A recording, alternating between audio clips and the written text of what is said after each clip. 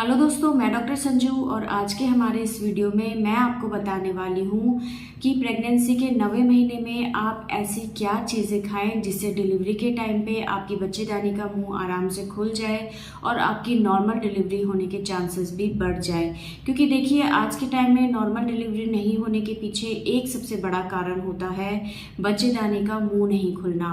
महिलाओं को दर्द तो आ जाते हैं लेकिन बच्चेदानी का मुँह नहीं खुलता है, या कई महिलाओं को डिलीवरी की डेट आ जाती है लेकिन दर्द चालू नहीं होते हैं। ऐसे में हॉस्पिटल चले जाएं तो डॉक्टर इंजेक्शन लगा देते हैं जिससे आपके दर्द तो आ जाते हैं लेकिन बच्चेदानी का मुंह नहीं खुलता है। और ऐसे में होता क्या है कि जो आपका डिलीवरी का टाइम है वो बहुत लंबा हो जाता है। आपकी डिलीवरी होने में टाइम ज़्यादा लगता है क्योंकि दर्द तो चालू हो रहे हैं, बच्चेदानी जो है वो कॉन्ट्रैक्ट तो हो रही है, बच्चे को बाहर की तरफ निकालने के लिए तो कोशिश कर रही है, लेकिन जो बच्चेदानी का मुंह है वो पूरी तरह से नहीं खुलने की वजह से बच्चा बाहर नहीं निकल पाता है।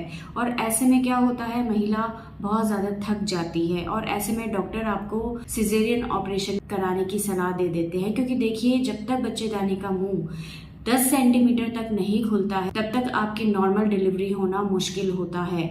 जब ये सर्विक्स यानी कि बच्चेदानी का मुंह 10 सेंटीमीटर खुल जाता है उसके बाद ही आपकी डिलीवरी हो सकती है। नॉर्मल डिलीवरी नहीं होने के पीछे एक सबसे बड़ा कारण होता है आपकी बच्चेदानी का मुंह नहीं खुलना।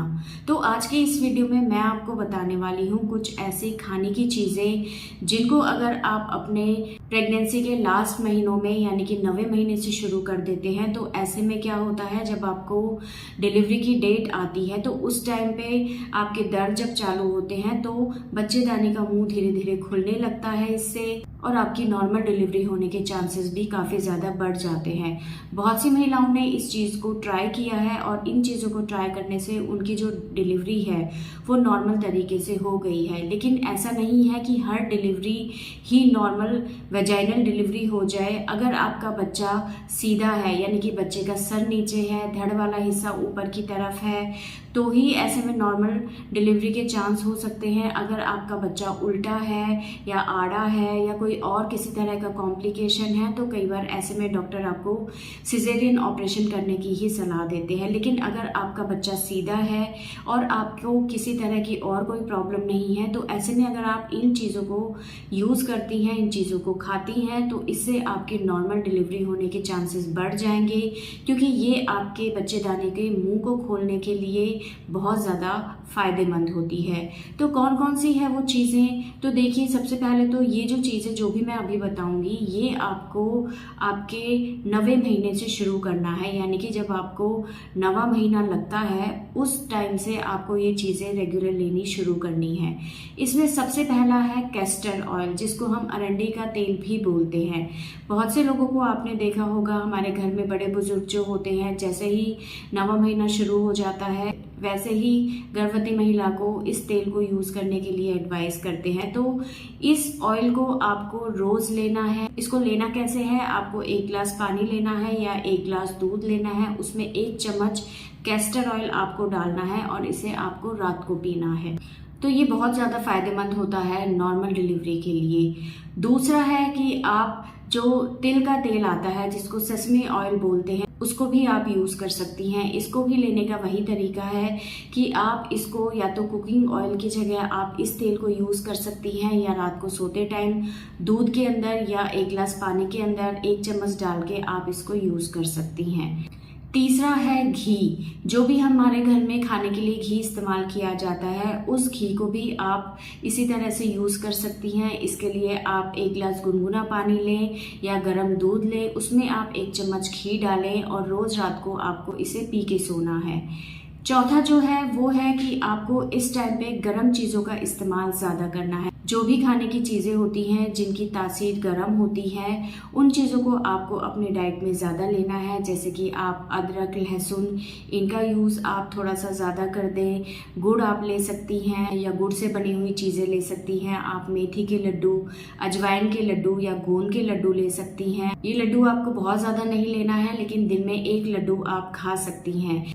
इसके अलावा आप ड्राई फ्रूट्स खा सकती हैं, 3 से 4 खजूर आप खा सकती हैं। 1 गिलास दूध में 3-4 खजूर को डाल दें और उसको अच्छे से उबालें और उसको आप फिर पी लें। तो ये सारी चीज़ें जो होती हैं वो गर्म होती हैं और गर्म चीज़ें खाने से आपके जो नॉर्मल डिलीवरी है उसके होने के चांसेस बढ़ जाते हैं। तो ये कुछ खाने पीने की चीज़ें हैं जिनको अगर आप अपनी प्रेगनेंसी के 9वें महीने से लेना शुरू कर देती हैं तो इससे आपकी जो डिलीवरी के टाइम पे बच्चेदानी का मुंह है वो जल्दी खुलेगा, आपकी डिलीवरी की जो ड्यूरेशन है वो इससे कम हो जाएगी और आपकी नॉर्मल डिलीवरी होने के चांसेस बढ़ जाएंगे। और ऐसा नहीं है कि अगर आप इसको 9वें महीने से लेना शुरू करती हैं तो 9वें महीने की शुरुआत में ही आपको डिलीवरी हो जाएगी या ऐसा।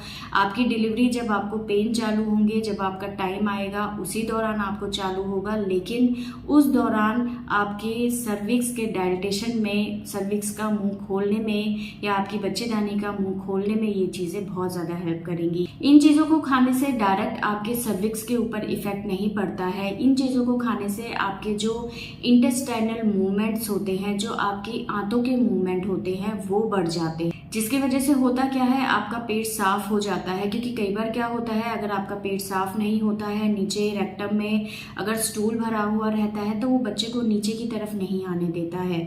तो इन चीज़ों को खाने से क्या होता है, एक तो आपकी इंटेस्टाइनल मूवमेंट्स बढ़ते हैं, दूसरा आपका पेट साफ होता है और ये दोनों ही चीज़ें आपके यूट्राइन कॉन्ट्रैक्शन को शुरू कर देती हैं, जिससे आपके जो बच्चेदानी का मुंह है वो धीरे धीरे खुलने लगता है और बच्चा जो है वो नीचे की तरफ खिसकने लगता है।